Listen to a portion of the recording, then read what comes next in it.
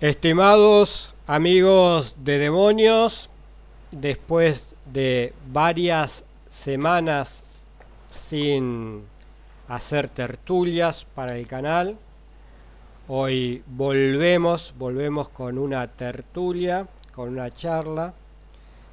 Esta vez nos vamos al sur de Brasil, al estado de Río Grande do Sul, a la ciudad de Santa Cruz, y ahí nos encontramos con un nuevo amigo del canal, Rafael Amorim, un investigador brasilero que seguramente va a estar en el próximo Congreso de Victoria que se va a realizar acá en Argentina, en Victoria.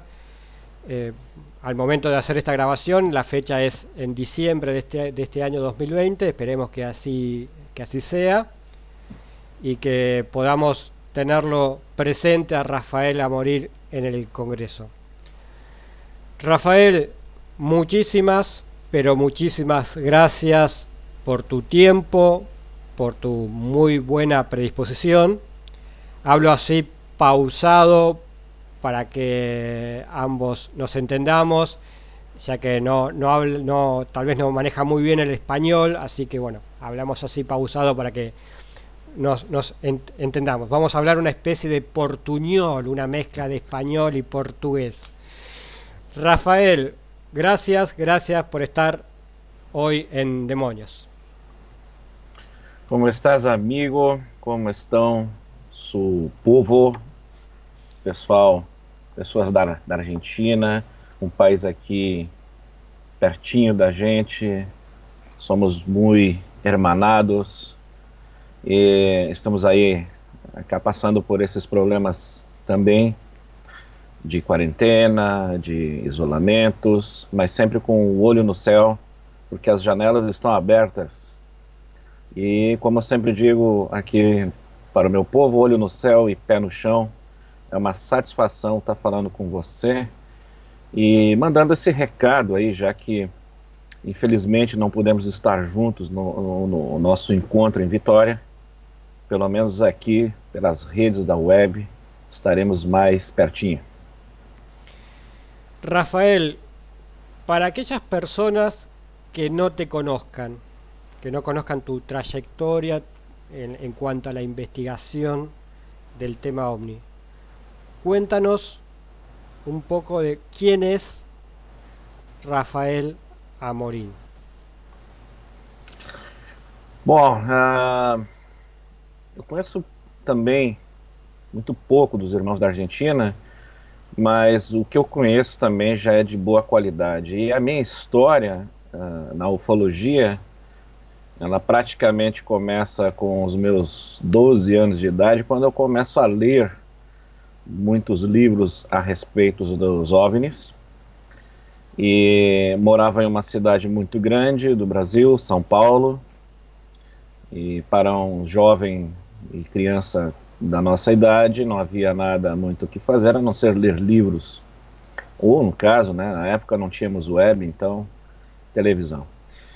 E houve alguns acontecimentos em minha vida naquela época que me fez ler então bastante a respeito do assunto, porque desde jovem eu penso que aquilo que a gente não compreende, aquilo que são os mistérios para nós, a gente deve procurar informações, tentar saber mais através de buscas de ciência, etc.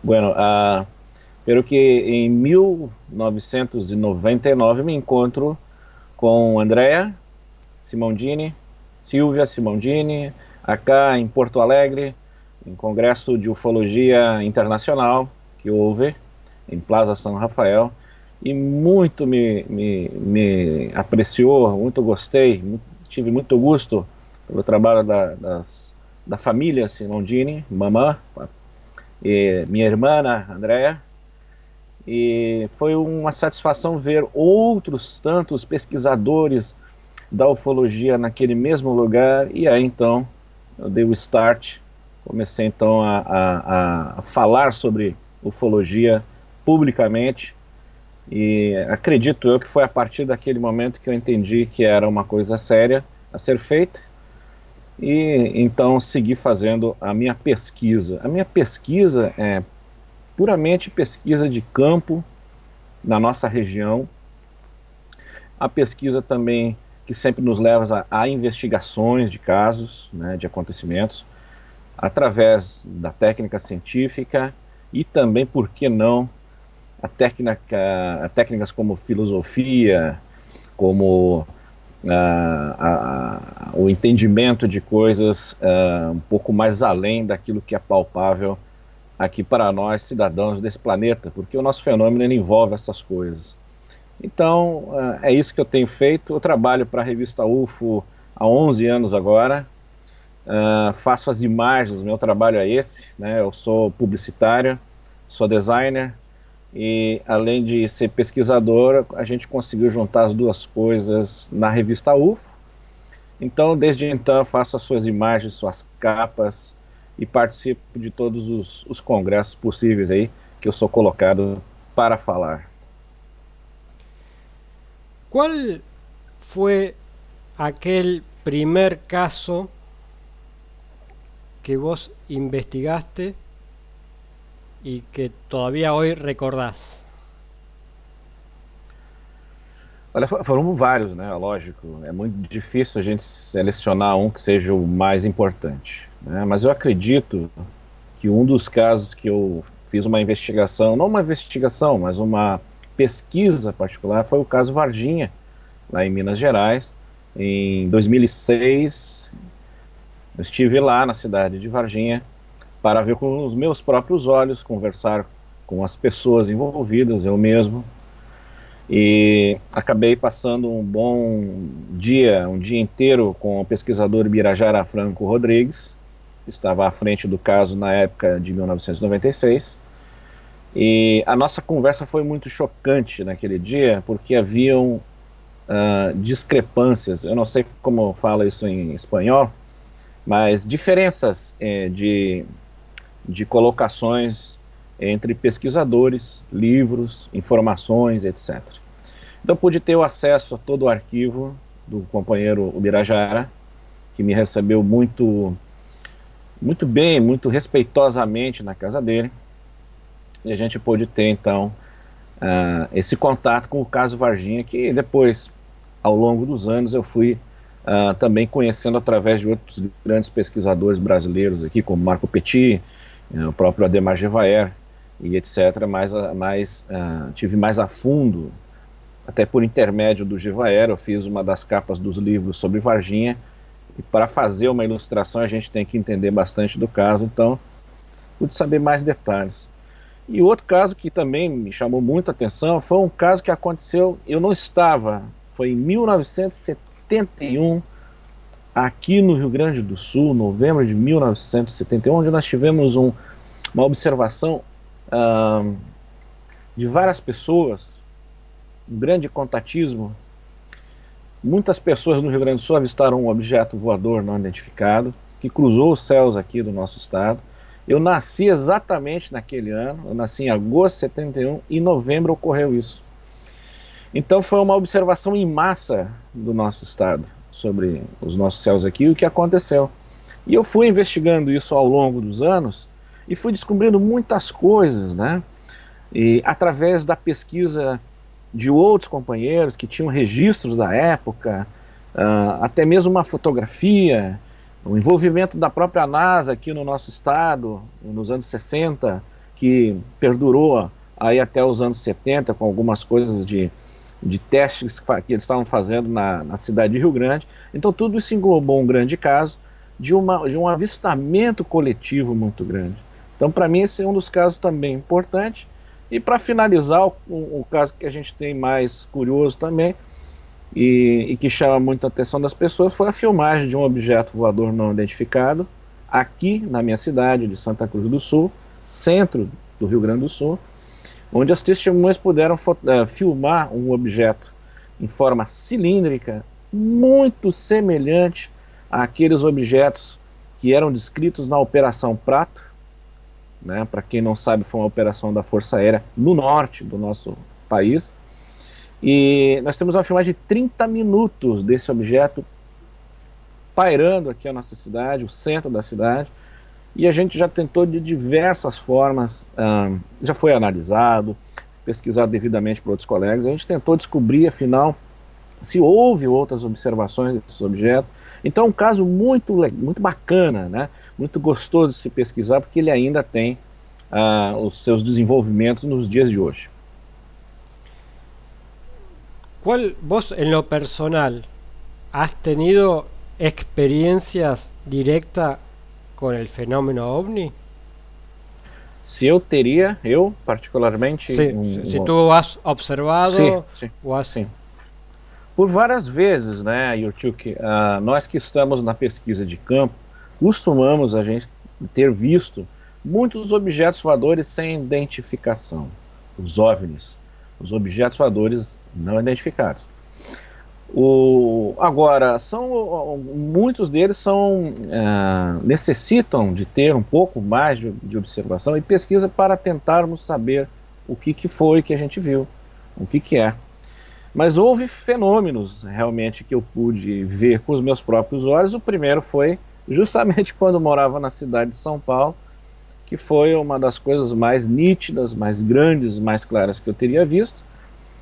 E se tratava de um objeto que era quadrado, não redondo. Então eu era uma criança, um jovem, um adolescente, já sabia de coisas de UFOs, de discos voadores, acostumado com o cinema, né? Na época nós tínhamos aí Close Encounters of the Third Kind, ou Contatos Imediatos do Terceiro Grau, em 78. Nós tínhamos ET, o extraterrestre. Então isso fazia parte da nossa cultura pop na época. E vejo aquele objeto quadrado que muito me assustou. Eu estava num bairro bastante grande da cidade de São Paulo, chamava-se o bairro de Pinheiros, e esse objeto cruzou ali por sobre os prédios. Eu estava na rua, na minha rua, era uma rua mais calma, então nós tínhamos casas, alguns prédios, então pude observar esse objeto enorme, silenciosamente cruzando ali os céus de São Paulo. Lógico que eu relatei isso para os meus familiares, houve um desconforto muito grande, porque claro, ninguém me acreditou, porém no outro dia saiu do jornal local que várias pessoas teriam visto esse objeto por lá, e aquilo me causou uma curiosidade maior ainda que eu tinha sobre o assunto. E outras tantas experiências, né, Yurchuk, que a gente tem com essas investigações de campo. Então, basicamente, as minhas observações se resumem a isso. Recordemos que Rafael es la persona que dibuja las portadas de la revista UFO y de libros y demás. Seguramente muchos amigos de Demonios habrán visto la revista UFO de Brasil, esas portadas tan llamativas, tan espectaculares, con ovnis y seres y demás. La persona que están viendo es la persona que dibuja esas portadas de la revista. En un momento tú mencionaste el caso Barrichiña, sí, que es uno de los casos más importantes de Brasil. ¿Cuál es tu opinión personal, tu conclusión con respecto a ese tan importante caso que es Varginha? Olha, como eu disse, é um caso que tem diversos caminhos, diversas pesquisas, diversas opiniões, e a gente tem dentro da ufologia brasileira pessoas que entendem muito mais do caso. Porém, conversando com todos, vendo o que eu vi pessoalmente, eu acredito muito que o caso Varginha está longe de ser decifrado totalmente. Alguns acreditam que houve uma queda de um objeto voador não identificado nas cercanias da cidade de Varginha e que gerou então o processo de que pessoas locais teriam visto as criaturas e fizeram um link dessa queda, desse descenso, e com as criaturas que foram vistas. Bueno, Eis um primeiro ponto. Essa testemunha que teria visto, uma das testemunhas que teria visto a queda do UFO, do objeto voador não identificado, e que depois chegou ao local onde supostamente teria caído esse objeto, e que teria visto o exército lá, e que teria visto o exército capturando fragmentos desse objeto, ela não é uma testemunha muito confiável, visto que, durante o processo que ele fala a respeito disso, me pareceu muito que ele estava fazendo um decalque, uma cópia de um filme que eu já havia assistido, que se chama Caso Roswell, que nós tínhamos em VHS nos anos 90. Ele descrevendo aquilo, eu coloquei a cena onde o Tenente Marshall aparece no campo, onde aparece uma pessoa lá, um soldado que pede para que a testemunha saia. Era exatamente um decalque, ou seja, a cópia do roteiro do filme. E ele se contradisse em algumas vezes. Ele fala do uniforme desses militares que estavam lá, que não correspondia, e não corresponde até hoje, com o uniforme de campo do Exército Brasileiro. Tampouco correspondia com o uniforme de campo da Força Aérea Brasileira, cuja qual fiz parte em 1991. Se eu estou sendo muito rápido, por favor, me interrompa. No hay problema, se te entiende perfectamente, así que tú tranquilo. Ok. Entonces, essa é o problema, discrepâncias, diferenças entre histórias e narrativas. Nós tivemos aí as três meninas que viram essa criatura no Jardim Andere, próximo ao Jardim Andere, ou nas localidades do Jardim Andere, que é o que ficou mais famoso na história, por causa da TV. Também há discrepâncias, elas viram uma criatura, ficaram horrorizadas, a princípio seria um demônio, depois que contaram a história, o demônio se tornou um extraterrestre para muitas pessoas. Então, vejo que havia discrepância do que elas falavam naquela época, do que falam hoje sobre a criatura. Mas viram a criatura. De fato viram. A mãe das meninas esteve no local, viu marcas, pegadas, sapatas, sentiram o cheiro, e outras coisas mais, outras descrições. Houve também outras pessoas que teriam visto outras criaturas. Uma criatura foi capturada, isso é fato, pessoas viram, né? Eu pude conversar com pessoas que moravam ali nas redondezas, onde o próprio corpo de bombeiros teria efetuado a captura de alguma dessas criaturas. Hoje se sabe, através de algumas testemunhas que estavam envolvidas naquela época ali, que essa criatura que estavam tentando capturar não se tratava de nada além de um animal comum. Então, é uma confusão muito grande. Porém, teve esse fato. Nós tivemos criaturas no meio da cidade, soltas naquela cidade, criaturas diferentes, criaturas que nos lembram muito seres alienígenas.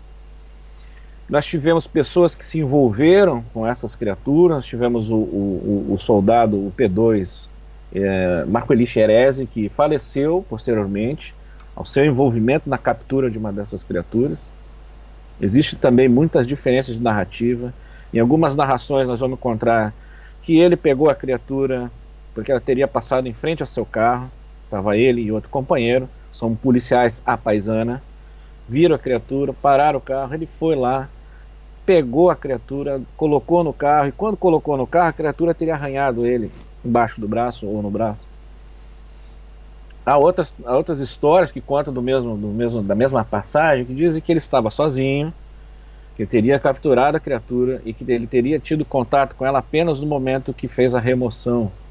Não fala em arranho. Então, há esse problema todo na ufologia, em todos os casos, das discrepâncias, das diferenças de narrativa.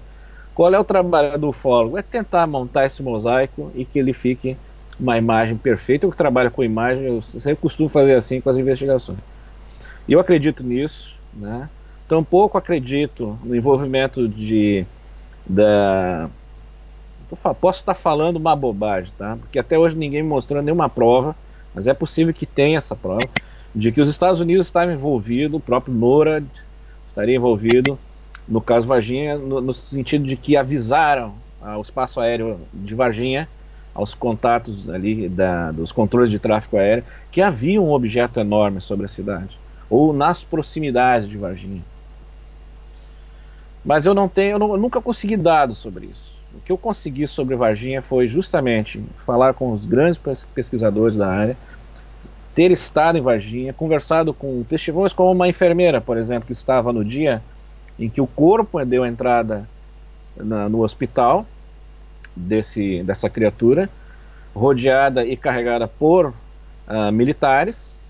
Ela viu isso, ela lembra que boa parte do corpo clínico foi impedida de ir até aquele local, aquela sala onde essa criatura se encontrava, e dela ter visto que aquela figura, aquela vítima, estaria com um pano por cima, e que partes estavam grudadas no corpo e que mostravam manchas escuras como se tivesse óleo, se aquela vítima estivesse coberta de óleo. Essa foi uma testemunha que eu achei super importante ter conversado com ela, porque ela viu isso. E ela confirma, né, com os outros colegas que estavam ali. Então eu estive lá nesse Hospital Humanitas. Me foi proibido de fazer qualquer tipo de entrevista, na época foi em 2006, pediram para que eu não fizesse nada lá, então foi meio esquisito, né, na verdade foi um bocado esquisito. Então, Caso Varginha é um livro aberto ainda, como se fosse uma ferida aberta, sem ainda ter sido estancado.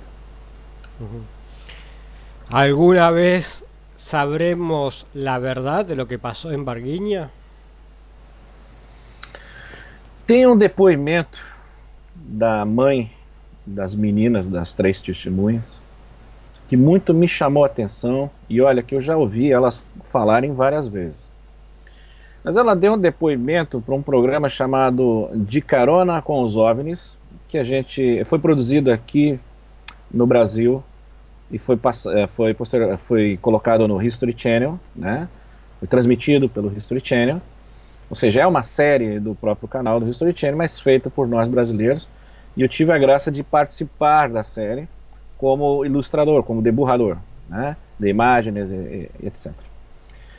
E eu ouvi o testemunho dessa mulher, já mais velha, lógico, lembrando de um fato curiosíssimo do caso Varginha, que é a presença de figuras totalmente estranhas, como foram citados como os Men in Black, os MIBs, né? Eu nunca acreditei muito nessa história até esse dia que eu vi o testemunho dela. Então a gente sabe quando uma pessoa está mentindo e sabe quando a pessoa está falando a verdade pelas expressões faciais, pela emoção que ela transmite aquilo.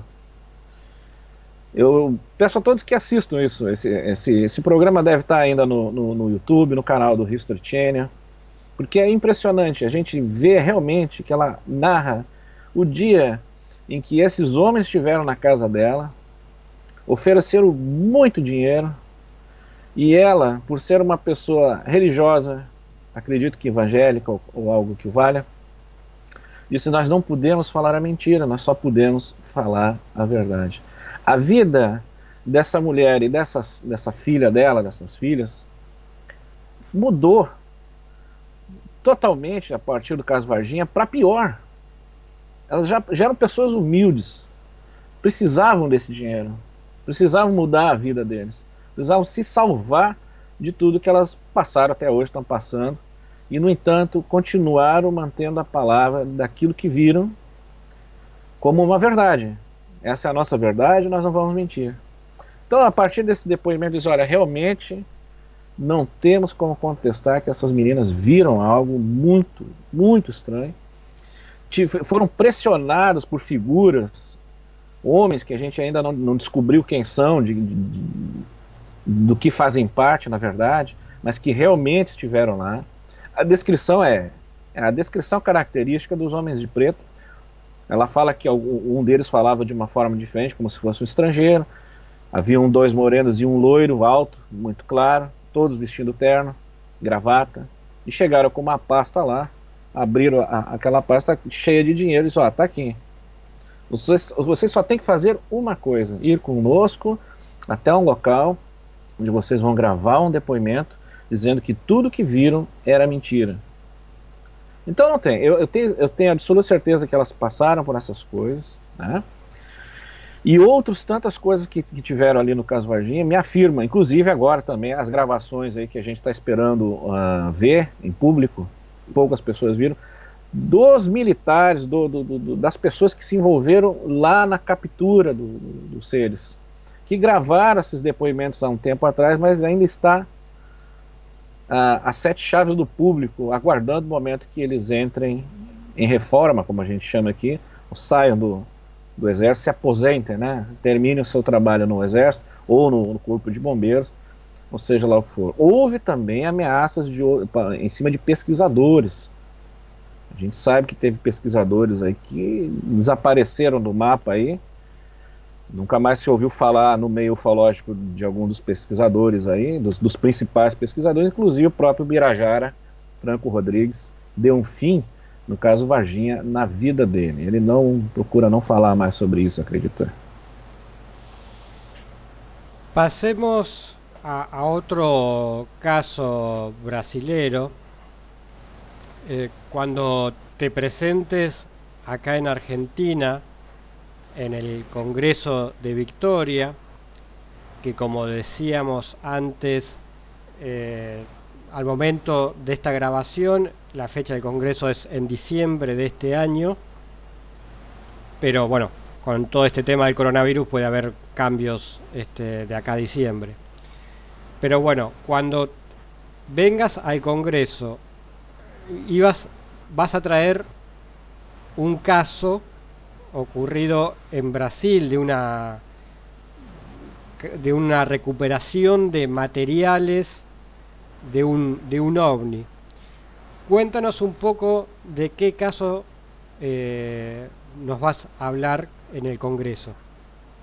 Seria o caso Ubatuba, né? O que acontece em 54, no 57, 14 de setembro de 57, um jornalista famoso aqui do Brasil recebeu nas suas mãos aí uma carta onde haviam fragmentos daquilo que seria pedaços de um OVNI. Houve uma explosão na praia de Ubatuba, onde muitas testemunhas viram e ouviram essa explosão acontecer, e houve que foi espalhado pela praia diversas peças, diversos fragmentos de uma espécie de metal, e acredita-se que muita gente recolheu isso, mas depois que foi noticiado o caso, apenas nessa data aí de 57, que foi dia 14 de setembro de 57, começa a se dar o processo de se falar sobre o caso Ubatuba. Bom, os fragmentos foram, de fato, analisados posteriormente, né? Inclusive, a gente sabe que aí, no Museu OVNI, na Argentina, em Vitória, nós temos um fragmento de uma peça que poderia ser do caso, então, mencionado. Essa peça, me foge à memória quem levou para o museu, se foi algum dos pesquisadores brasileiros. Eu não sei ainda como que chegou lá com a Andréa, mas de fato há muitas semelhanças das duas peças, né? Agora há pouco também a gente recebemos a informação de que outro fragmento teria sido enviado para pesquisadores brasileiros, cujo qual fizeram as primeiras análises.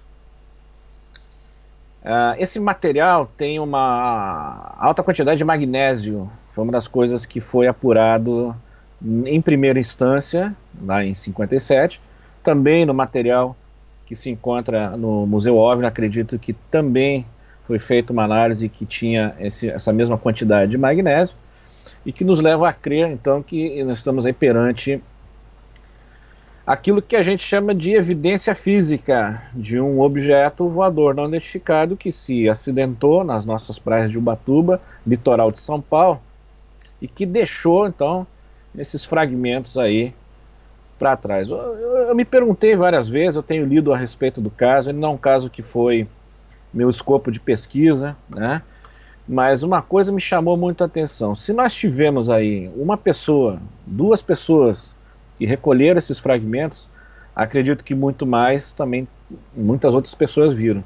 A outra coisa também que sempre me levou a me perguntar por que não foi feita uma varredura extensa na época, ou pelo menos até agora, nos dias de hoje, com detectores de metal, etc., dentro do mar e fora do mar. Se há pequenos fragmentos desse suposto objeto voador não identificado, que a gente quer crer que seja de outro planeta, ou seja, de fora da Terra, um pedaço maior deve estar depositado ainda nas praias de Ubatuba. Mas eu não obtive resposta dos pesquisadores que estavam aí à frente do caso nos últimos tempos. A gente tem toda uma série de teorias a respeito do caso, né? Nós temos envolvimento aí também da USAF, a americana, que teria feito algum tipo de pesquisa. Então, me leva a crer que realmente... Agora, outra pergunta que eu me fiz quando eu estava fazendo o material dessa palestra é por que também não foram para a direção de descobrir como que isso explodiu lá. Foi abatido por algum caça? Haviam aviões da Força Aérea? A Força Aérea tem informação disso? É sabido que a gente tem uma documentação muito extensa de documentos da Força Aérea, que a gente conseguiu colocar as mãos aí por causa da nossa campanha de liberação desses arquivos classificados. Tem muito ainda a ser lido, né? Boa parte desse material acho que ainda está no site da revista UFO. Você só pode baixar lá e fazer a sua própria pesquisa. Esse material está lá na Casa Civil, aqui no Brasil, lá em Brasília. Qualquer cidadão pode chegar e ter em mãos esses arquivos. Então, se houve alguma ação da Força Aérea, a gente deveria ter procurado, então, a fazer a investigação nessa direção. Primeira coisa, falar com a Força Aérea. Ó, em 57, caso Ubatuba, houve alguma intervenção, havia voos da Força Aérea, existe algum registro dentro desses arquivos que a gente possa procurar saber a respeito disso? Caso no contrário, do Exército, né? O próprio Exército. Então, quando um objeto explode ou cai nos céus brasileiros, quem é responsável por isso é a Força Aérea, né? Então, eu acho que dentro do que eu vi da pesquisa dos outros colegas, eu não vi absolutamente quase nada a respeito disso, né? Eu sei que nós tivemos envolvimento da APRO, que trouxeram cientistas da USAF para aqui para dar uma pesquisada nesse caso, levaram material, tem alguns nomes que a gente pode citar. Até agora estou revendo o material aqui com vocês, mas eu acho que o mais importante é isso, né? Nós temos a evidência física de algo que não se parece ser algo construído com material totalmente terrestre, que explodiu na praia de Ubatuba, e a gente desconhece ainda quem foi o responsável por essa explosão, ou se foi um defeito de fábrica dos OVNIs mesmo, aí e deu algum problema, e enfim, né? Praticamente o caso Ubatuba é isso, tá? Ele tem outros meandros, tem outros caminhos aí que a gente pode narrar, mas isso leva aí umas boas 2 horas, né? Comentabas que el principal componente de ese material era magnesio, o te entendí mal? Magnésio, Uhum. Eu tenho a quantidade aqui em algum lugar, mas era cerca de quase 90% do material era magnésio. Uhum. Né? Deixa eu dar uma lida que já te passo aqui. É isso aí mesmo. Praticamente 90% de magnésio, ou seja, era um metal puríssimo, né? E pelo que eu vejo, as pessoas que entendem desse assunto, na parte de física e química, etc., sabe que um metal tão puro assim é muito difícil de encontrar nos nossos artefatos aqui, né? Nas coisas que voam aqui. Já é difícil se encontrar o magnésio puro na forma que ele é. Imagina num artefato que voa aí, numa máquina, seja lá o que for.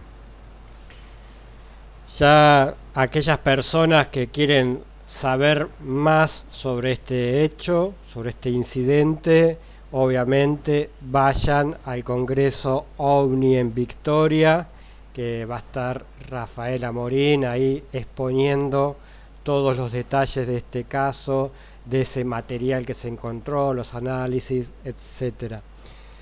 Rafael, ¿cuál es tu opinión personal sobre qué es el fenómeno ovni? Olha, eu fiz uma palestra em Porto Alegre há um tempo atrás. Depois eu andei com ela por aqui no Rio Grande do Sul, que eu falava de uma das minhas teorias sobre a questão dos OVNIs, né? Que muito me parece que são realmente máquinas. Não estou falando dos objetos voadores, não, ainda sem querer entrar no assunto das civilizações ou das inteligências que operam. Mas eu desenvolvi uma pesquisa sobre viagem no tempo, máquinas que viajam no tempo, e que talvez esses objetos poderiam até mesmo ser máquinas do nosso futuro, ou talvez do futuro de outras civilizações ao nosso redor, que viessem nos visitar aqui. Há pouco tempo atrás, eu e alguns colegas aqui da ufologia começamos a debater sobre essa possibilidade. O que nos leva a crer muito que é possível, porque é um fenômeno que a gente chega perto, está quase lá, está quase tocando e ele desaparece. Por muitas vezes, as máquinas voadoras não identificadas, elas têm essa característica de estar aqui, daqui a pouco não estar mais, desaparece na frente de todo mundo. São sólidas, né? Vários casos, né, mostram que elas são sólidas, o próprio caso Ubatuba, mas que nós temos essa questão. Se um viajante no tempo do futuro, na lógica da sua viagem no tempo, vai voltar ao passado, a primeira coisa que se tem numa missão dessa é dizer: não altere nada quando estiver lá. Que a gente tem essa teoria do abuelo, né, conhecida como esse nome, que é o seguinte: se a gente volta no tempo e mata nosso avô, a gente não nasce, a gente não tem mais para onde voltar. Então, um paradoxo. A viagem do tempo tem essas complicações.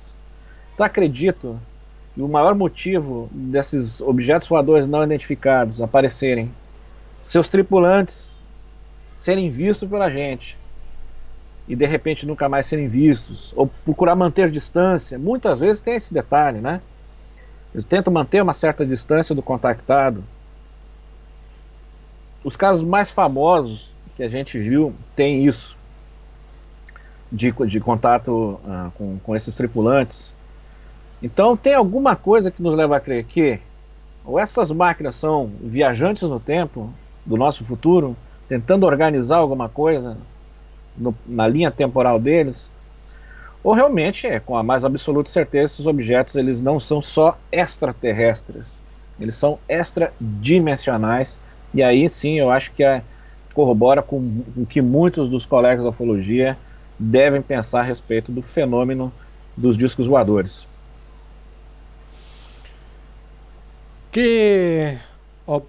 Ya para ir de a poco finalizando esta charla, te pregunto, ¿qué opinas del tema de los contactados, los contactees? ¿Cuál es tu opinión sobre ese tema puntual del fenômeno OVNI?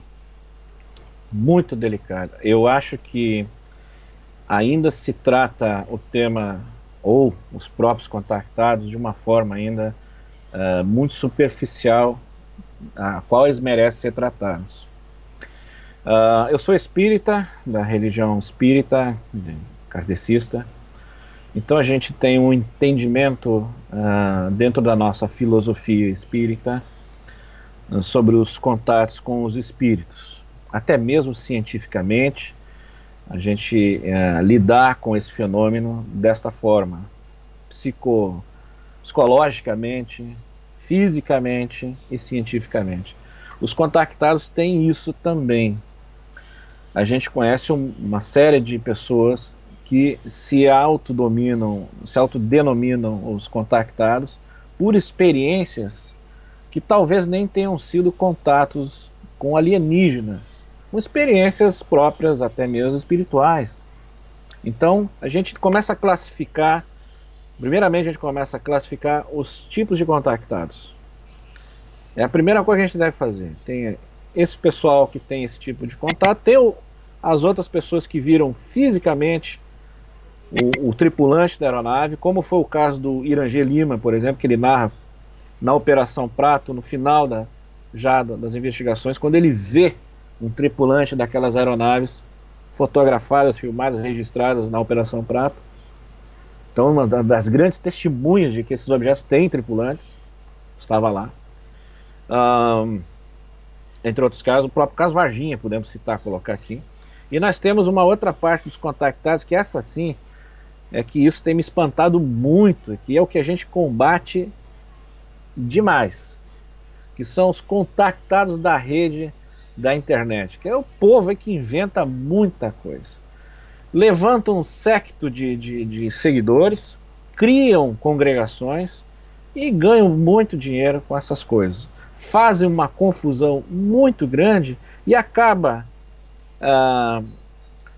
dando problema para as outras duas facções de contactados que a gente acabou de falar. Então isso é ruim. Dentro da pesquisa ufológica, a gente tem que saber separar o joio do trigo e colocar os olhos e a seriedade e o cuidado extremo com essas duas partes de contactados. Aqueles que têm um contato mais sublime, através até mesmo de comunicações por instrumento, a própria transcomunicação, né? Feita por gravadores, etc., que permeou e permeia ainda o espiritismo e outros segmentos de pesquisa, mostrou que há comunicações aí que podem ser de figuras que vêm de outros escopos que não o terrestre. O próprio espiritismo fala que há a possibilidade dessa comunicação do médium, né, espírita, que se comunica com os espíritos, receber informações de espíritos que estão vivos, que viveram em outros planetas, né? Então é isso, eu vejo que a questão do contactado tem que ter muito cuidado. A primeira coisa que eu faria, que eu faço, na verdade, é ouvi-lo. Eu escuto tudo, toda a história, com muita calma, com muito respeito. A gente não sabe com quem a gente está lidando muitas vezes, qual é a pessoa que está ali. É claro que dentro da conversa que ela vai ter comigo, muitas coisas a gente já vai analisar, porque a gente já tem o costume de ouvir essas pessoas. Eu chamo sempre um profissional da área da psicologia. Se eu tiver vou lá ouvir essa pessoa, vem comigo, eu quero uma análise técnica, né? Porque o ufólogo, ele não é formado em psicologia, astronomia e todas as coisas que a gente deveria ser formado. Então a gente tem que buscar ajuda técnica, né? E disso a gente vai construindo, então, uma forma de poder ajudar a testemunha, porque muitas delas aí têm apresentado também esses contatos mais dramáticos, né? Os da abdução, por exemplo, e deixa traumas.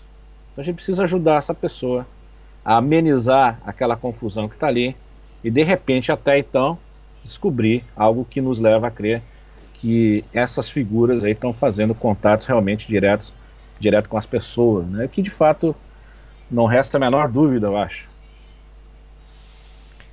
Rafael, muchísimas, pero muchísimas gracias por tu tiempo, por tu muy buena predisposición. Esperemos tenerte pronto en Argentina, en el Congreso OVNI de Victoria. Así todos los amigos de demonios podrán conocerte personalmente y platicar, hablar contigo personalmente y preguntarte un montón de cosas. Estamos muy ansiosos por conocer todos los detalles de ese caso que recién nos comentabas, de Ubatuba, del material y todo eso, así que estamos ansiosos y con muchas ganas de verte pronto en Argentina en el Congreso OVNI de Victoria. Te envío un fuerte abrazo desde acá, desde Argentina, y como siempre digo, dejo los micrófonos abiertos para que te despidas como quieras. Eu só quero agradecer ao companheiro Yurchuk e pela bondade de ter contactado com a gente. Estaremos sempre prontos aqui, sempre listos, para puder responder qualquer coisa. E o que eu posso dizer agora, nessas horas que estamos passando por uma guerra contra o invisível, é que é uma grande lição que teremos que ter aí, parafraseando o livro de H.G. Wells, Guerra dos Mundos, né? Que foi, dentre de todas as criaturas da Terra, foi a menor delas, é que conseguiu aplacar os alienígenas. Então, muito cuidado com isso que está acontecendo, e desejo de todo o coração muita sorte, e que nós passamos por essa onda, se Deus quiser, e estaremos juntos aí em Vitória para dezembro, mostrar aí muitas fotografias, muitas coisas, e falar do caso Ubatuba. Muito obrigado, graças, hermano, graças ao povo da Argentina.